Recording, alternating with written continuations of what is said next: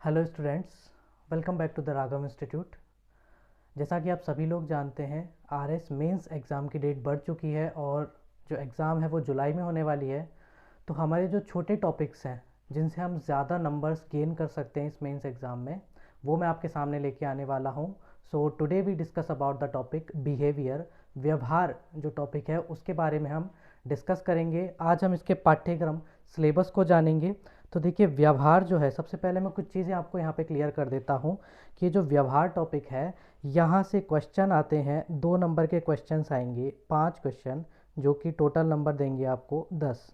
और 5 नंबर के जो क्वेश्चन है वो आएंगे 2, जो कि टोटल नंबर आपको देंगे 10।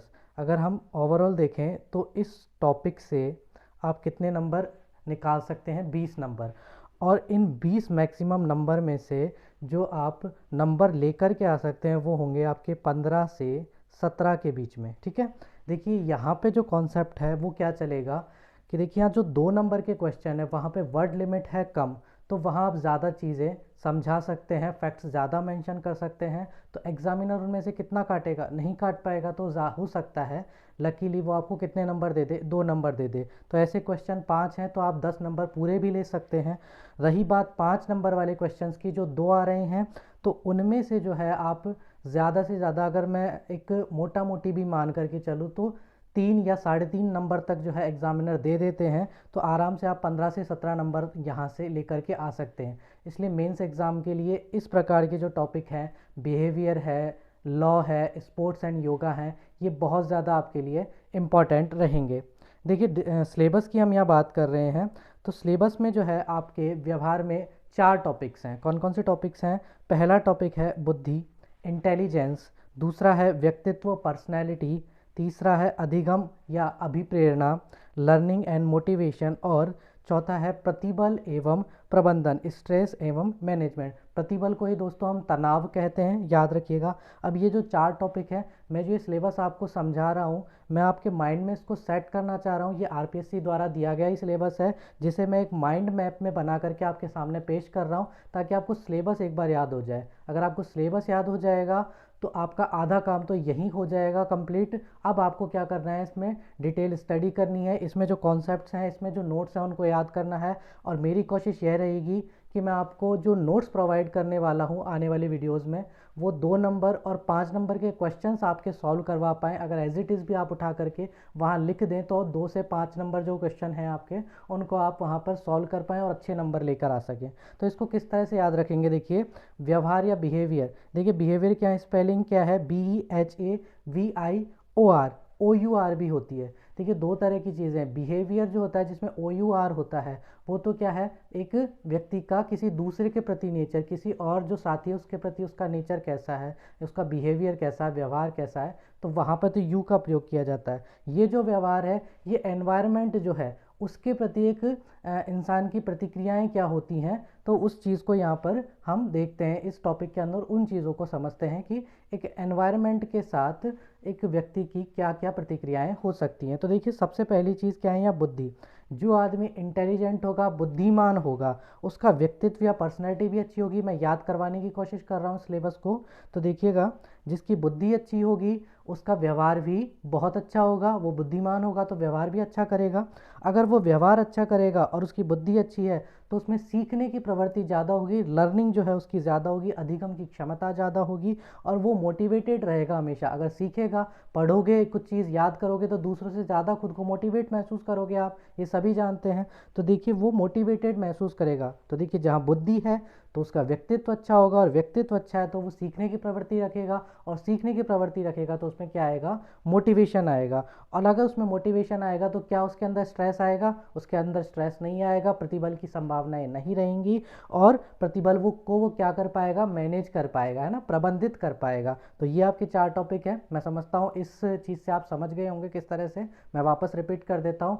यदि एक इंसान में बुद्धि होगी, बुद्धिमान व्यक्ति होगा, तो उसका व्यक्तित्व अच्छा होगा, व्यक्तित्व अच्छा अगर होगा तो वो लर्निंग या सीखने की क्षमताओं को विकसित करेगा, और जब वो सीख जाएगा तो उसमें मोटिवेशन अपने आप आएगा, सेल्फ मोटिवेटेड रहेगा, और उसमें स्ट्रेस नहीं होगा, स्ट्रेस को वो क्या कर पाएगा, मैनेज कर पाएगा। तो ये देखिए किस तरह से आरपीएससी ने लिंक करते हुए आपके टॉपिक्स दिए हुए हैं ताकि आपको याद करने में परेशानी ना आए। तो देखिए सबसे पहला वाला टॉपिक उठाता हूँ मैं, बुद्धि, है ना। अभी हम सिलेबस डिस्कस कर रहे हैं, सिलेबस को मैं याद करवाने की कोशिश कर रहा हूँ आपको।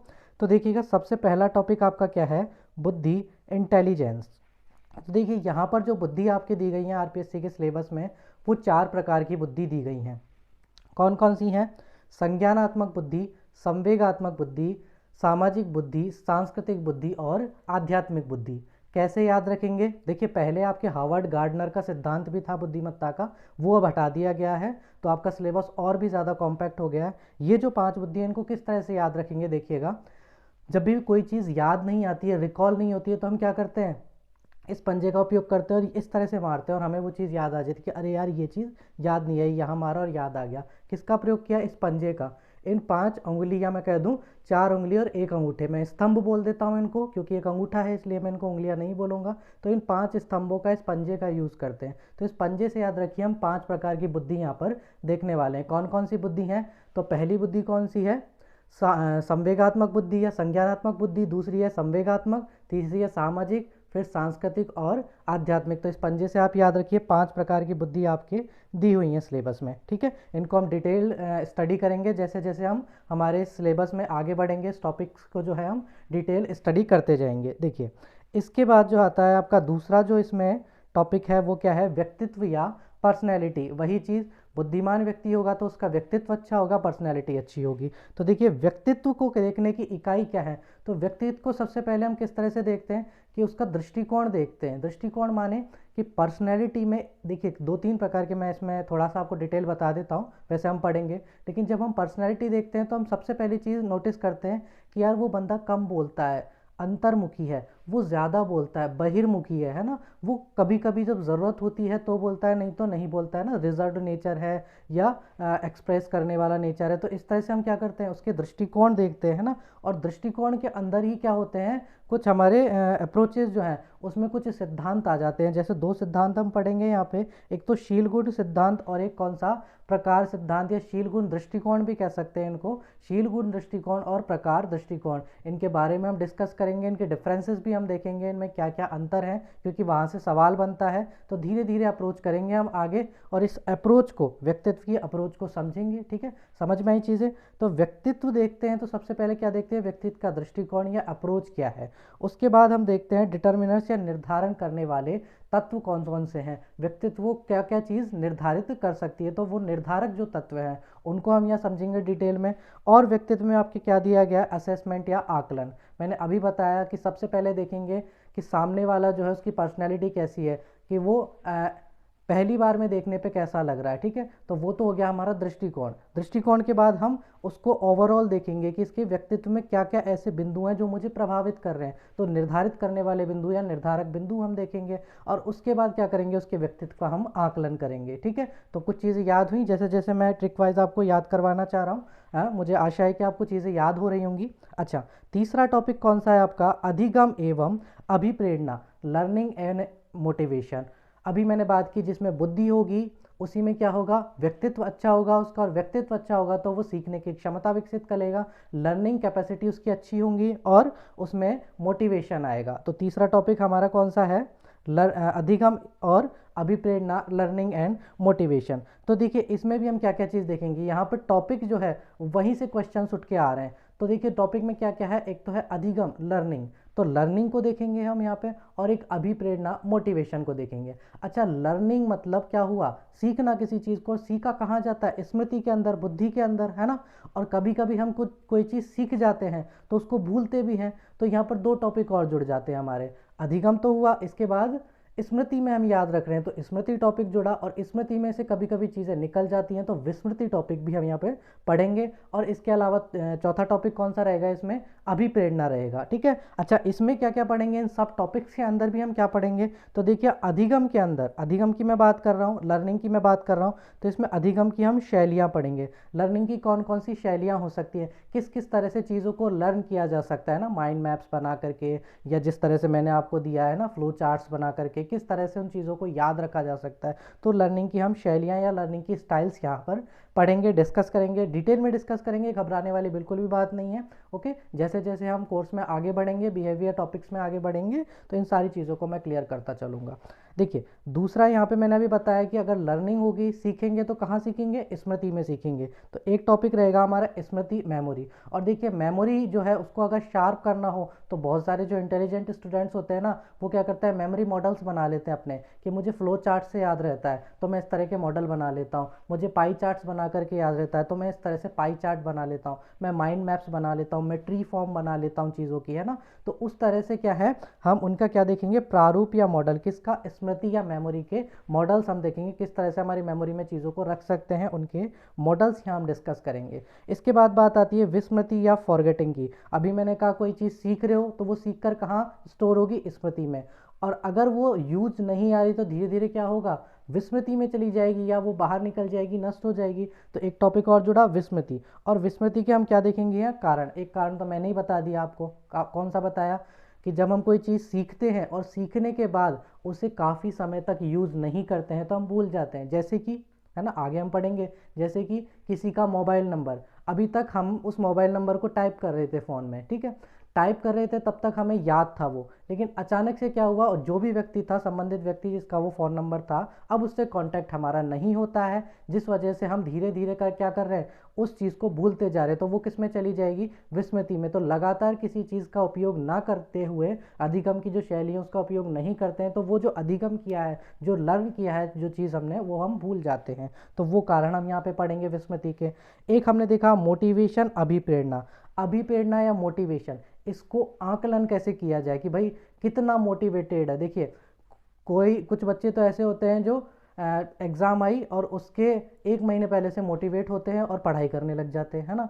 कुछ बच्चे ऐसे होते हैं जो साल भर से सेल्फ मोटिवेटेड रहते हैं और पढ़ाई करते रहते हैं।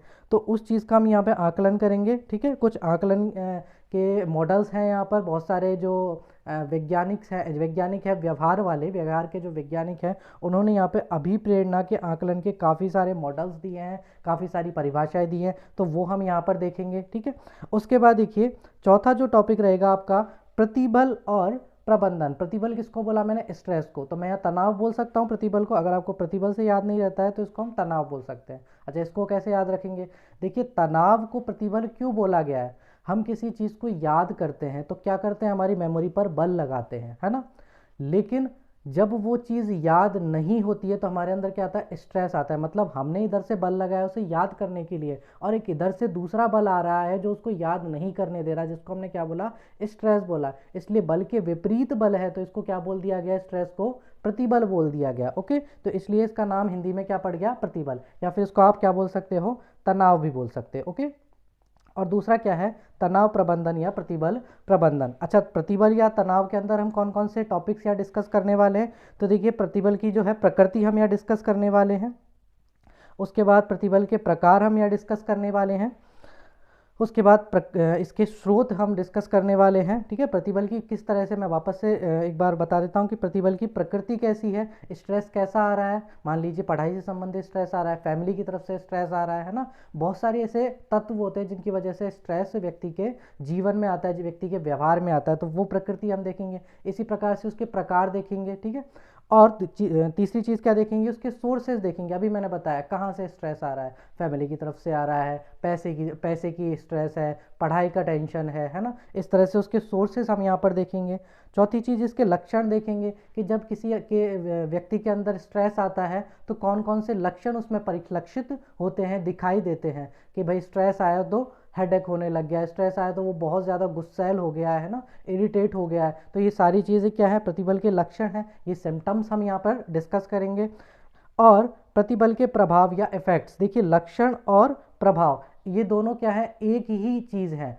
कैसे कि किसी चीज़ से क्या है कि कोई लक्षण पैदा हो रहा है, तो वो मान लीजिए कि आप में तनाव पैदा हो रहा है, स्ट्रेस पैदा हो रहा है, तो स्ट्रेस जो है आपके चेहरे पर, आपके व्यवहार में परिलक्षित होगा, दिखेगा। ओके, उसी से क्या होगा, आपके व्यवहार में चेंजेस आएंगे, आपके व्यवहार में इफेक्ट्स आएंगे। अब वो नेगेटिव इफेक्ट्स होंगे, है ना, डेफिनेटली। तो हम यहाँ पर नेगेटिव इफेक्ट्स को डिस्कस करेंगे। ओके, अच्छा, प्रतिबल ये को प्रबंधित करने, आप सीधी सी बात है, कोई भी चीज़ आप अभी तैयारी कर रहे हो तो डेफिनेटली जैसे जैसे एग्जाम पास आ रहा है, तनाव या स्ट्रेस आपके अंदर आ रहा है, तो उसको प्रबंधित करने की क्या क्या तकनीकें हो सकती हैं। तो हम प्रतिबल का प्रबंधन, स्ट्रेस मैनेजमेंट यहाँ पर देखेंगे, और मानसिक स्वास्थ्य को प्रोत्साहन हम देखेंगे। ठीक है, व्यवहार क्या है, एक मानसिक प्रवृत्ति ही तो है। अगर आप गुस्से में हो तो गुस्से में व्यवहार आप अनुचित करोगे, अगर आप खुश हो तो वह व्यवहार अच्छा करोगे, तो एक मानसिक प्रवृत्ति है। इसीलिए हम यहाँ पर लास्ट टॉपिक क्या डिस्कस करेंगे, मानसिक स्वास्थ्य को प्रोत्साहन किस प्रकार दिया जा सकता है, स्ट्रेस को किस तरह से मैनेज किया जाए ताकि मानसिक स्वास्थ्य में वृद्धि हो। तो ये आपके क्या है, सारे टॉपिक्स हैं जिन्हें मैं डे बाय डे डिस्कस करता जाऊंगा। ज़्यादा लंबी वीडियो हम नहीं बनाएंगे, 10 से 15 मिनट मेरी कोशिश रहेगी कि मैं एक वीडियो डेली आपके सामने लेके आ सकूं, ताकि जो है आपको एक रिवीजन होता रहे इन टॉपिक्स का। और मैं कोशिश मेरी यही रहेगी कि मैं 2 नंबर के और 5 नंबर के क्वेश्चंस के हिसाब से ही आपके सामने टॉपिक्स लेकर के आऊँ। उसी तरह से मैं नोट्स फॉर्म कर रहा हूँ और आपके सामने उनको लेकर के आऊँगा, ताकि एग्ज़ाम के वक्त आपको जो है ज़्यादा जो है स्मृति में चीज़ें ना रखनी पड़े, और केवल जो चीज़ें आपने याद करी हैं, जो चीज़ें आपने क्या है 2 और 5 नंबर के हिसाब से मैंने जिस तरह से आपको बताई हैं, उनको आप वहाँ अप्लाई कर पाओ और ज़्यादा से ज़्यादा नंबर ले पाओ। तो आशा करता हूँ कि ये जो सारा बिहेवियर का जो सिलेबस था वो मेरे द्वारा समझाया गया और आपको समझ में आया, याद हुआ होगा। मैंने काफ़ी सारी इसमें ट्रिक्स यूज़ करी ताकि आपको याद हो। अगर आपको ये सारी चीज़ें अच्छी लगी हो तो वीडियो को लाइक कर दीजिएगा, और हमें प्रमोट करने के लिए चैनल को सब्सक्राइब ज़रूर कर लीजिएगा दोस्तों। आप ही के प्रमोशन से, आप ही के सब्सक्रिप्शन से हम जो है हमें मोटिवेटेड महसूस करते हैं, इसीलिए हम जो है आपके लिए लगातार वीडियोज़ लेकर के आ रहे हैं। ठीक है, थैंक यू सो मच दोस्तों।